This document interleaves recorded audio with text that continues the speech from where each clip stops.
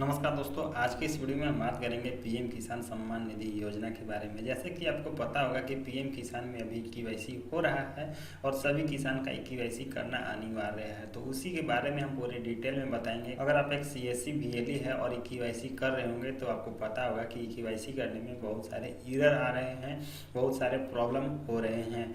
तो क्यों एरर आ रहे हैं और कैसे ठीक किया जा सकता है, पूरी डिटेल में हम आपको बताने वाले हैं। केवाईसी करने में बहुत ज़्यादा प्रॉब्लम हो रहा है, तो फ्रेंड केवाईसी कैसे सक्सेसफुल करना है पूरी डिटेल में हम आपको बताने वाले हैं। उससे पहले छोटा सा हम गुजारिश करेंगे, अगर मेरे चैनल में नए हैं तो सबसे पहले रेड बटन दबाकर सब्सक्राइब कर लीजिए और साथ में बेल आइकन दबा दीजिए ताकि इस तरह का वीडियो का नोटिफिकेशन आपको सबसे पहले मिल सके। इस तरह का वीडियो में हम डालते रहता हूँ। तो फ्रेंड हम बात कर रहे हैं पीएम किसान सम्मान निधि योजना के बारे में, तो चलिए हम पोर्टल पे आते हैं। तो फ्रेंड सबसे पहले pmkisan.gov.in पे आ जाना है। जैसे कि यहाँ पे आप देख सकते हैं pmkisan.gov.in। यहाँ पे आने के बाद सबसे पहले सीएससी लॉगिन कर लेना है। उससे पहले अगर आप सेल्फ ओटीपी करने के लिए सोच रहे हैं तो फिलहाल सेल्फ ओटीपी से केवाईसी अभी बंद है कुछ समय के लिए, कुछ दिन के लिए। जल्दी ही इसे अपडेट कर दिया जाएगा, उसके बाद फिर आप ओटीपी से भी केवाईसी कर सकेंगे। फिलहाल सीएससी से अभी केवाईसी हो रहा है तो उसमें भी अभी कुछ प्रॉब्लम हो रहा है, उसी के बारे में हम बताने वाले हैं। तो सबसे पहले पीएम किसान के पोर्टल पे आने के बाद सीएससी लॉगिन पे क्लिक करके आपको सीएससी लॉगिन कर लेना है। सीएससी लॉगिन होने के बाद कुछ इस तरह से आपको इंटरफेस नजर आएगा। जैसे कि आप यहाँ पे देख सकते हैं बायोमेट्रिक आधार ऑथेंटिकेशन पे क्लिक करके आपको केवाईसी करना है। अब इस पे क्लिक करने के बाद सबसे पहले आधार नंबर देना होता है, तो चलिए हम यहाँ पे क्लिक कर लेते हैं। यहाँ पे क्लिक करने के बाद सबसे पहले आधार नंबर कैप्चा दे करके सर्च पे क्लिक कर लेंगे। उसके बाद फिर आपको आधार नंबर देना होता है। उसके बाद यहाँ से आपको प्रॉब्लम स्टार्ट होना शुरू हो जाता है। तो जैसे कि आपको पता होगा कि मोबाइल नंबर देने के बाद गेट ओटीपी पे क्लिक कर, कई बार ऐसा होता है कि आपका मोबाइल पे ओटीपी नहीं आ पाता है, जिसके कारण ओटीपी आप नहीं दे पाते हैं। अगर मोबाइल पे ओटीपी नहीं आ पा रहा है तो क्या करना है, जैसे कि पिछले वीडियो में भी हमने बताया हुआ था। अगर मोबाइल पे ओटीपी नहीं आ पा रहा है तो यह सिर्फ आपका प्रॉब्लम नहीं है, सभी का प्रॉब्लम ऐसा आ रहा है। और कई बार ऐसा होता है कि कभी ओटीपी आ रहा है और कई बार ओटीपी नहीं भी आ रहा है। ओटीपी नहीं आने के कारण ये सर्वर इशू होता है, ये एनआईसी द्वारा ठीक किया जाता है। और जब ठीक होता है तो ओटीपी आता है, उसके बाद आप केवाईसी भी कर पा रहे होंगे।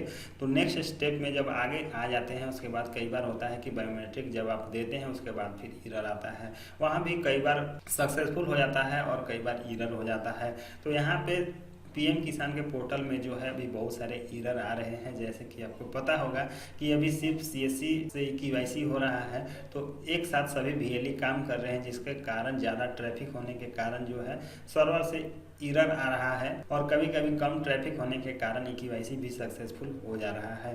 तो ये जो प्रॉब्लम आ रहे हैं तरह तरह के, आपको समझना है कि ये सर्वर इशू है, ये हम और आप ठीक नहीं कर सकते हैं, इसे एनआईसी द्वारा ठीक किया जाएगा। केवाईसी सक्सेसफुल करने के लिए बीच बीच में आपको ट्राई करते रहना है।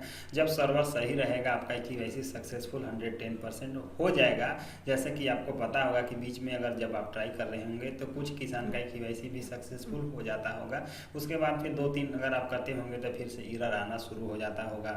ऐसा कई बार हमने भी चेक किया है और कई वीडियो में भी हमने डिटेल में बताया हुआ है अलग अलग जो एरर आ रहा है। जैसे कि मोबाइल पे ओटीपी नहीं आ रहा है, इसके बारे में भी हमने बताया हुआ था कि ये सर्वर इशू के कारण ओटीपी नहीं आ पा रहा है। कई लोग कमेंट करके भी पूछ रहे थे कि ओटीपी नहीं आ पा रहा है, तो ये सर्वर इशू है। कई बार मॉर्निंग में वर्क होता है, तो कई बार दोपहर में काम होता है, तो कई बार शाम में काम होता है। कब सर्वर सही रहता है तो आपको लगातार चेक करते रहना है। जब सर्वर सही रहेगा केवाईसी हो जाएगा।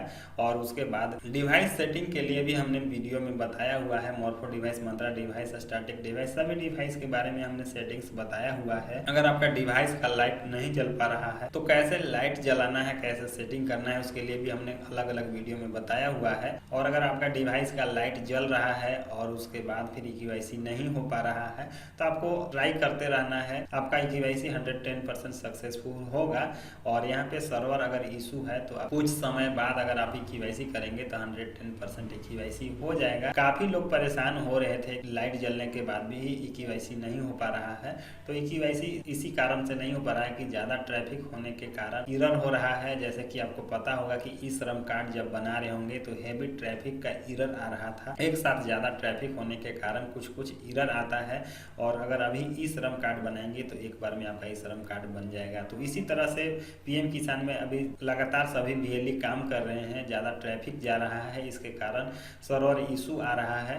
और धीरे धीरे पीएम किसान में ट्रैफिक कम होगा तो आपका एरर होना भी कम हो जाएगा और एक बार में ई-केवाईसी सक्सेसफुल कर सकेंगे। ई-केवाईसी करने का लास्ट डेट 31 मई तक है और उससे पहले आपको ई-केवाईसी कंप्लीट कर लेना है। और भी अगर आपका नया कोई प्रॉब्लम हो तो आप हमें कमेंट करके बता सकते हैं, उसके लिए हम अलग वीडियो में बता देंगे। तो फिलहाल हम इस वीडियो में आपको बताएं पीएम किसान में एरर क्यों आ रहा है और इसे कैसे ठीक किया जा सकता है। फ्रेंड, आई होप कि वीडियो आपको पसंद आया होगा। अगर वीडियो पसंद आया तो वीडियो कर दीजिए लाइक और अपने दोस्तों के साथ शेयर कर दीजिए। और अभी तक हमारे चैनल को सब्सक्राइब नहीं किए हैं तो जल्दी से सब्सक्राइब कर लीजिए और साथ में बेल आइकन दबा दिए ताकि इस तरह का वीडियो का नोटिफिकेशन आपको सबसे पहले मिल सके। इस तरह का वीडियो मैं हमेशा डालते रहता हूँ। फ्रेंड, मिलते हैं नेक्स्ट वीडियो नए टॉपिक के साथ, तब तक के लिए इतना ही और वीडियो देखने के लिए धन्यवाद।